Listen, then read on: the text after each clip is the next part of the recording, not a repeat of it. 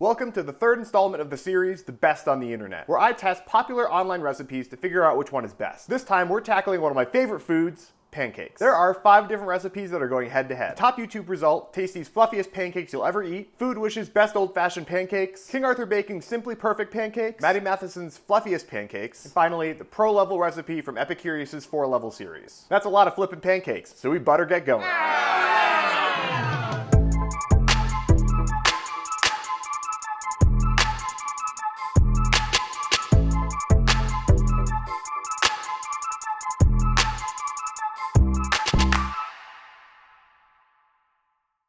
Tasty's recipe starts out with melting down an entire stick of butter, by far the most of any we're testing today. Let that cool and whisk up the dry ingredients as directed, then mix up the wet. Tasty directs you to separate the egg yolks and the whites, but not beat the whites before adding them to the combined wet and dry ingredients, with an interesting explanation as to why. We actually found that you can save yourself some time by adding the separated unbeaten egg white on its own to get a pancake that's just as fluffy. I mean, who really wants to break out the hand mixer at 7 a.m.? Am I right? Food Wishes stayed true to form and tied King Arthur Baking for the smallest number of ingredients in their pancakes. Chef John has you sift the dry ingredients, even though he doesn't seem to be a big fan of that step. Now, you know I'm not big on sifting. If I've said it once, I've said it 100 times. There's no money in sifting, okay? But here, kind of important. It's also worth mentioning that he calls for regular milk as opposed to buttermilk, and has the lowest sugar to flour ratio of the pancakes we are testing today. Maddie Matheson also calls for you to sift the dry ingredients, but he has a little bit of a different take on it. You got that trap house vibe, making the fish scale here, get the fish scale. His recipe had the least amount of butter, but it did call for 4 eggs, so the yolks in those helped to bring up the fat content. Those eggs are separated, but Maddie has you beat the egg whites and the buttermilk before combining them into the rest of the wet ingredients. He's also very passionate about how to grease the pan. Pam. So spray out the Pam.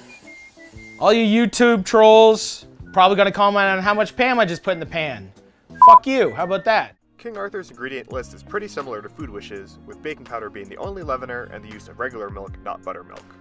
But they have an option to substitute sugar with malted milk powder, and since that sounded interesting, I opted for that. For the wet ingredients, they call for the use of a stand mixer to mix the eggs and the milk on high for 3 minutes, which gets you a pretty frothy mixture. They then instruct you to mix the dry ingredients into the wet, gently and quickly into the milk mixture. This was odd because the volume of the wet ingredients made it hard to mix the dry ingredients into. The dry ingredients got immediately clumpy, and it didn't seem feasible to get the clumps broken up quickly and gently, but I did the best I could. Penny, the pro-level chef on the Epicurious video, had 2 unique ingredients, the first of which is whole wheat flour in addition to all-purpose flour, the second being brown butter in the wet ingredients. In addition to the unique ingredients, this recipe had the highest sugar to flour ratio and the second highest fat to flour ratio, so I'm expecting these to be sweet and rich. This video is worth a watch not only for the delicious looking mix-ins Penny included in her pancake, but just to watch what ungodly things the level 1 chef does to his batter.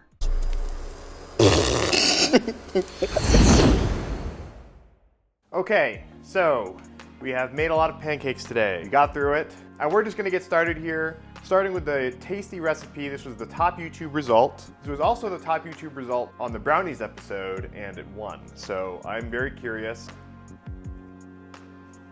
On its own, very rich. The ratio of butter to flour was still highest with 20%, which is a lot. Very strong butter flavor, which is obviously delicious. You also did get a decent amount of fluffiness here. These are pretty thick pancakes. Try some with maple syrup.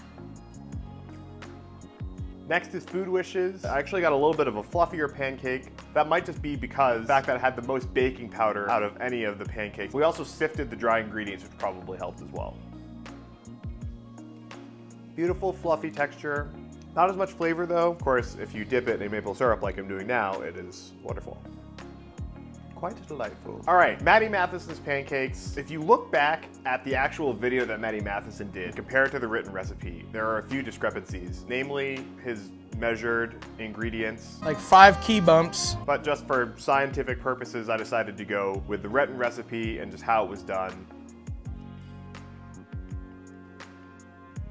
This is really good. I think the eggs are lending you a little bit of flavor, but not in a way where it's like, it tastes eggy, but there's another layer of flavor there. Of course, it's delicious with maple syrup because maple syrup is delicious. Ooh, King Arthur Baking. This recipe is the only one with a truly unique ingredient, and that is the malted milk powder, substituting for the sugar. Malted milk powder, bad idea. I do taste something a little different, but malted milk powder is not a substitute for sugar, at least not in this case. I would have been interested to see it as like another part, but taking out the sugar, you just want more something. You want it to be more, and it's not more. And it's disappointing. If I were gonna make these pancakes again, I would do the malted milk powder and the sugar and then see how it tastes. If you've never watched Epicurious's 4-level series, I really like it. They always have a first, second, and third level chef. It's really fun to see how different people approach certain dishes. So this is the pro level pancake. All I did was the pancake batter portion. I didn't do the candied bacon or anything like that. The other unique part of this recipe is the highest sugar content. That's actually the most noticeable thing here. You do get the brown butter, but only a little bit. There's only 3 tablespoons in it. Of course, it's delicious with maple syrup. Actually, way better with maple syrup. So that's really, really good with the maple syrup. I don't know what it is. So for me, it really comes down between the first one and the last one, tasty versus Epicurious. And to me, it's almost a toss-up. But when you put maple syrup on the Epicurious pancakes, something happens. And there's some sort of magic, and I don't understand it, but it's amazing. Epicurious wins, the best on the internet. Make yourself a batch of those, pour some Vermont maple syrup on it. It is going to rock your world. If you're into these types of tests, I've done 2 others so far. You can check it out here. There's more to come, so subscribe to my channel, and I'll see you next time. Do, pancake dance, pancake dance, pancake dance.